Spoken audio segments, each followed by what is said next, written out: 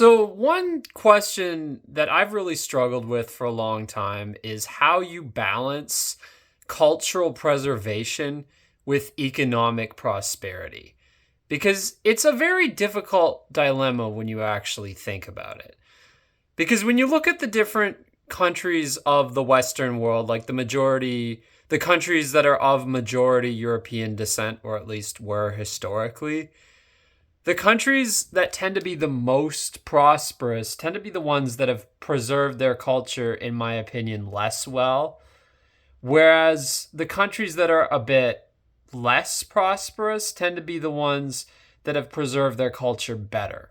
And we could see this, for instance, with Southern and Eastern Europe having, in my opinion, preserved their culture significantly better than Northwestern Europe or the Anglosphere. And I suppose, I'm not sure how the Southern Cone in South America would factor into this. I'm not really sure how well preserved their culture is. I haven't really ever been to that region. The closest I've ever been to it is Sao Paulo, Brazil.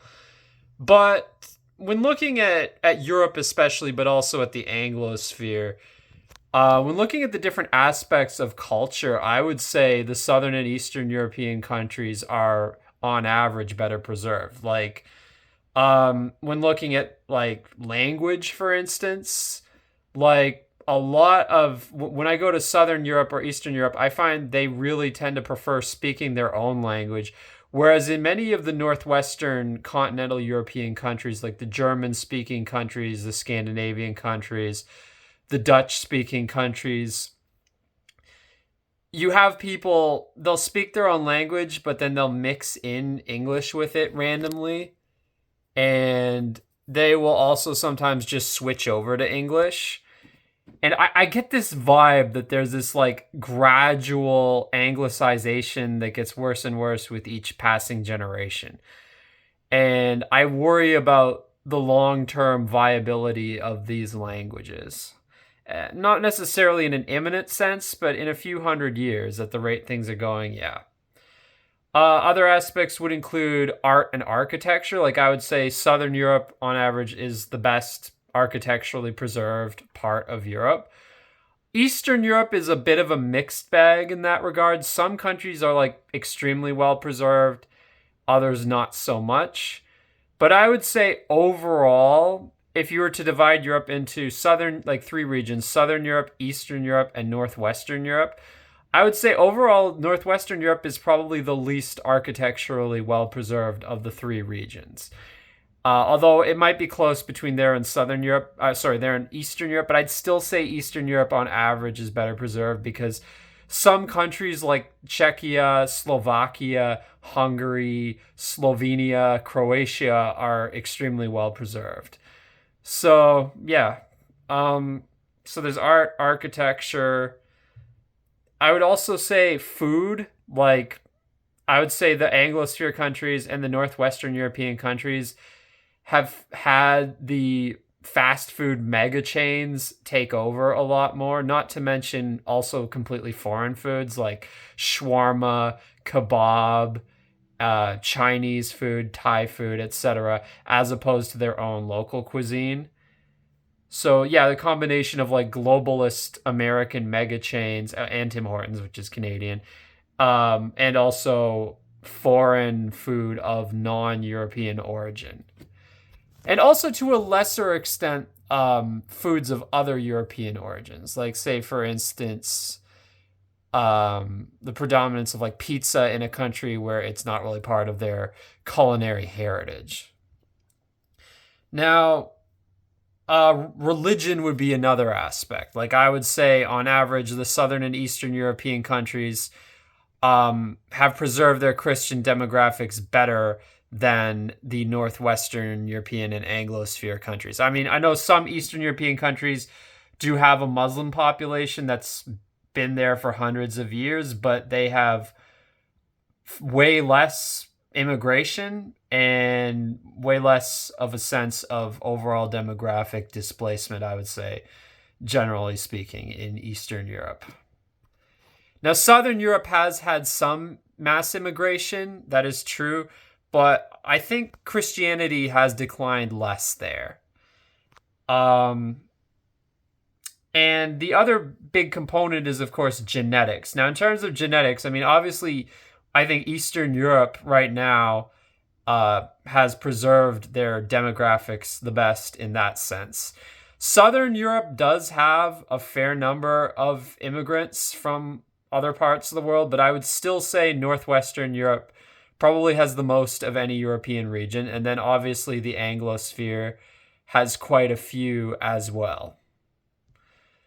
Although there's some exceptions, like Portugal actually does have a shit ton of Brazilians, many of whom are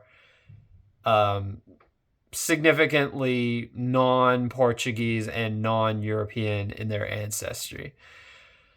So yeah, I mean, overall, I would say when taking all these factors into account, I would say Northwestern Europe and the Anglosphere are less culturally well preserved compared to Southern and Eastern Europe. Like when you go to a country like Italy, you really get a sense of a cultural richness there.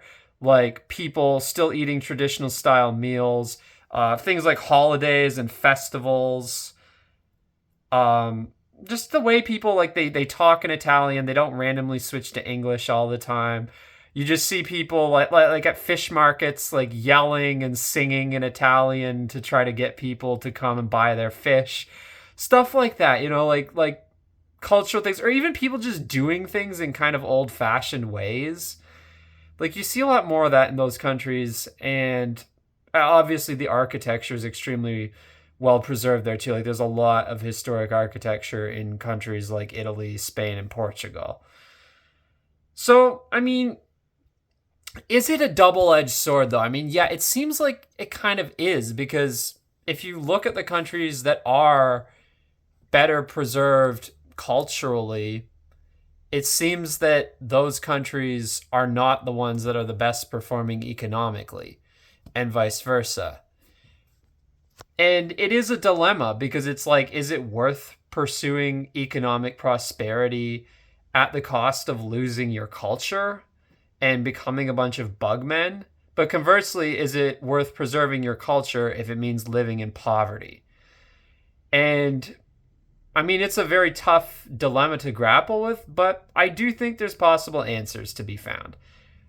And I think those answers can be found in certain countries that have pursued somewhat of a middle path, like Austria, for instance, which, it's located in Central Europe, and it is, I think, kind of a Central European country in terms of their mentality, too. Like, they don't have the extremely northern mentality to the extent the Scandinavians do, but they also don't have the southern mentality to the extent, say, like the southern Italians do. They're like, I would say Austria is definitely a more northern than southern country in terms of its culture. But I mean, at the same time, it's Germanic, but it's also Catholic. And I think that kind of combination makes them, very Central European in their mentality. And I think that has helped them to strike somewhat of a balance here. I think Switzerland has also, but they're kind of playing the game with cheat codes because they're also a global banking and tax evasion hub, which makes them kind of parasitic, to be honest. And I don't really support that. So, I mean, Austria, I think, is a better example to look to because they've managed to strike somewhat of a balance without being inherently parasitic to the extent that Switzerland has with their banking system. And obviously, Switzerland's economy is heavily based on that banking system. So there is that.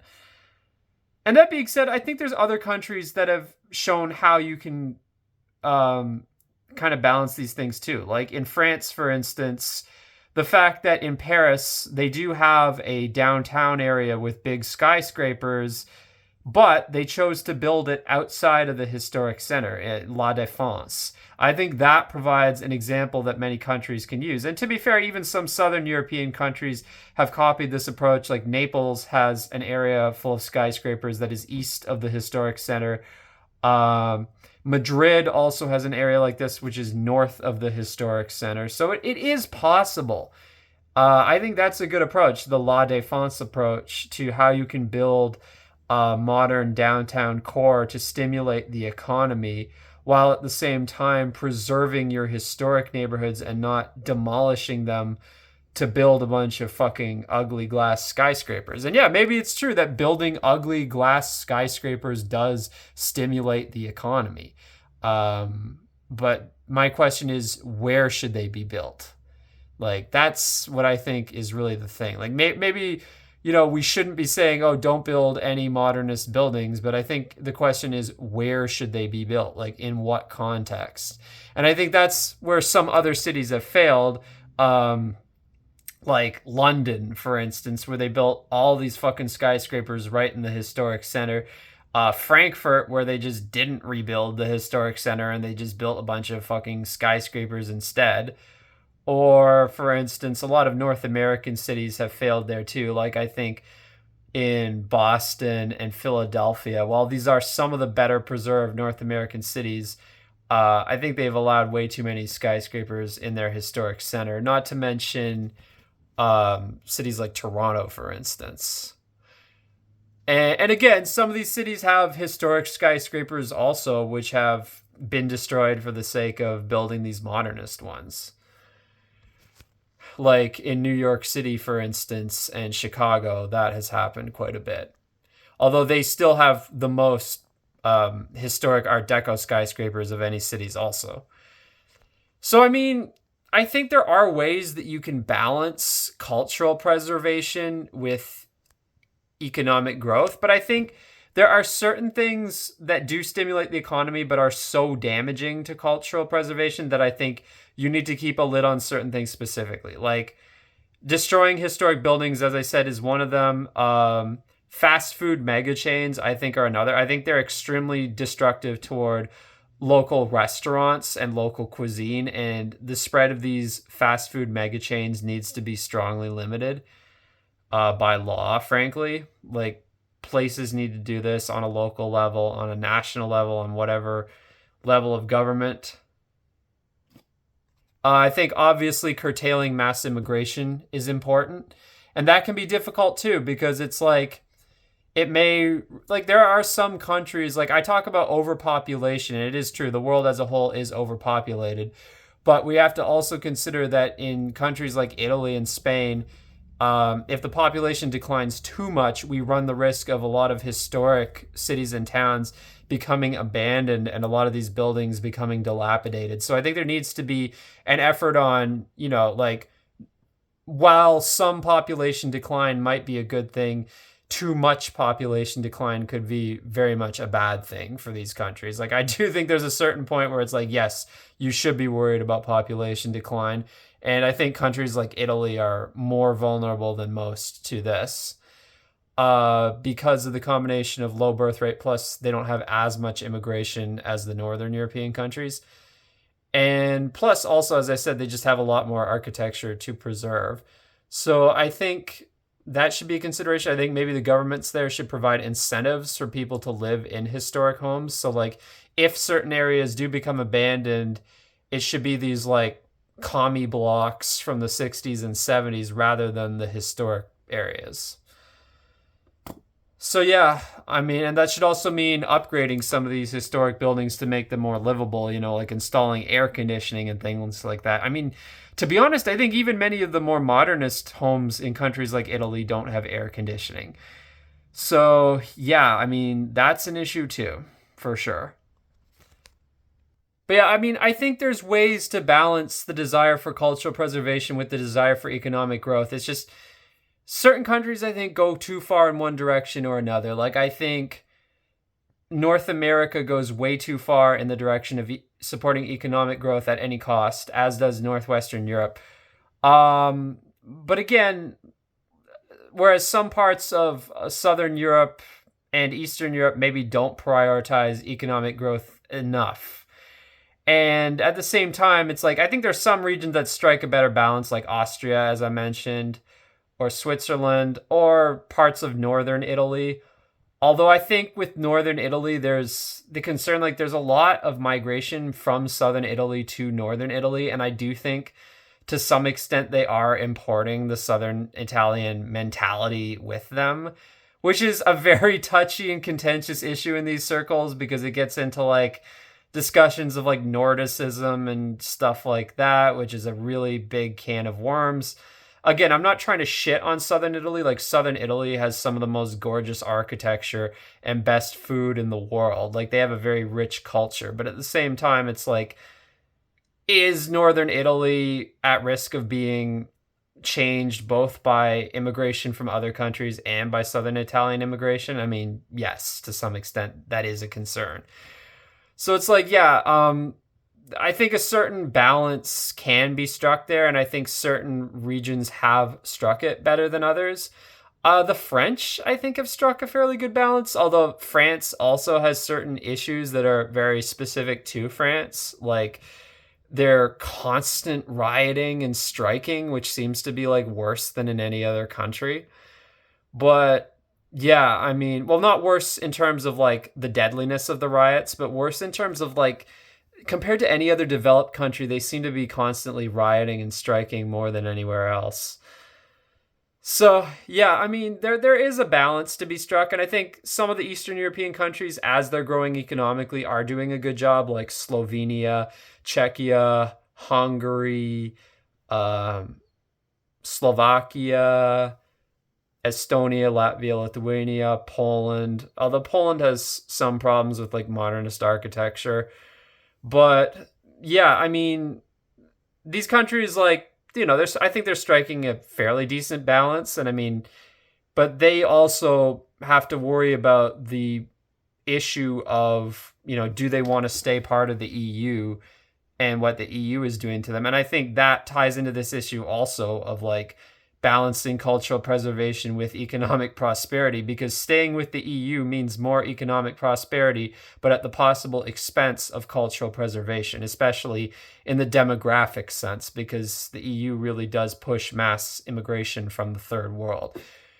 So yeah, I mean, it's a very tricky balance to strike, and I mean, it's tricky, like when looking at countries like Russia too, like they struggle with this in their own way, even if they're right now cut off from the West in many senses.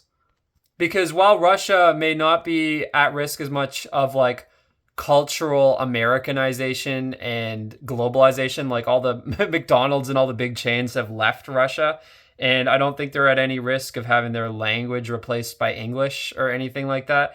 But they do have some of the same issues with mass immigration. It's just their mass immigration tends to be mostly from Central Asia, the Caucasus, and internally within Russia of other ethnic groups.